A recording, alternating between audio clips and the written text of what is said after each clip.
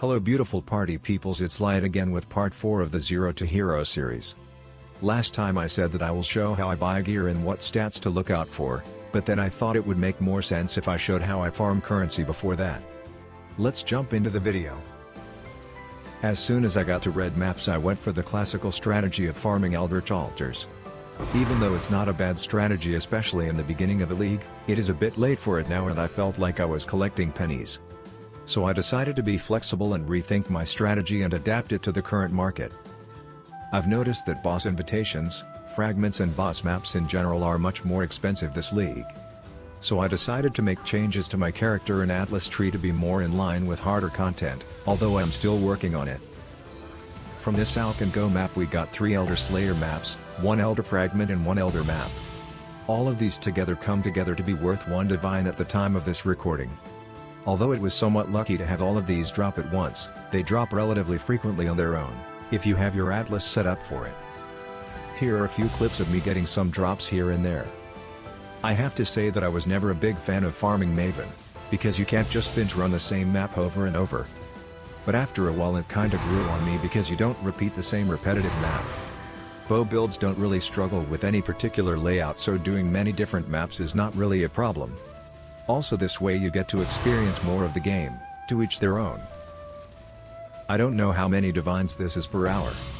But it's a decent amount since a single Maven Splinter is worth 50 chaos, all of the Elder Slayer maps are about 50 to 60 chaos, and some of the Uber Elder fragments even come close to 200 chaos per piece. I will put the current prices from PoE Ninja on the screen.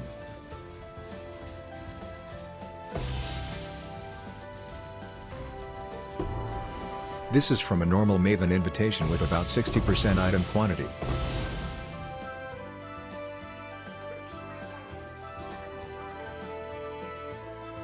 Let's go over my current atlas tree together. I bet the experts between my viewers can already tell what is going on here. You guessed it, it's a complete catastrophe. My atlas tree is all over the place, because I'm still experimenting with the things I want to add, but the main nodes we are concerned about are the ones at the very top. Destructive Play spawns additional bosses when you enter the boss room. While these don't count towards the witness stacks, they have the chance to drop Guardian, Synthesis and Elder Slayer maps. Basically the more bosses we can spawn the greater the chance of getting a return. After this the rest of the atlas tree focuses on mechanics that I can complete while I run through the map. A good example of this is Expedition with the keystone allocated. This makes it so that instead of having to place each individual explosion by hand, we got one big explosion. Thus we can complete it faster if the mods don't make it impossible. We also allocate some of the small passives to get a chance for our map drops to be duplicated. The Guardian invitations are a massive source of splinters. Let's go over some of the changes I did to boost our hero a bit. First I bought a Hiri's Truth. Together with the Anoint and Quality Catalysts, it gives 90% critical strike multiplier, culling strike for bow attacks and a level 30 precision aura. This lets us get rid of the accuracy rating on our gear in some of our tree. After that we can swap the tincture to all damage can shock.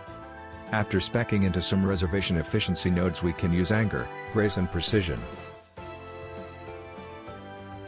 Then I upgraded my quiver and I found a decent one for only 9 chaos. This one gives 80 HP, 97% increased damage and 36% critical strike multiplier. I would say this is a steal, it's on a decent base too. This belt gives a lot of strength, life, a ton of resists plus chaos resist and D1 elemental damage with attacks. The life recovery from flasks can come in handy for the Uber Eater fight too.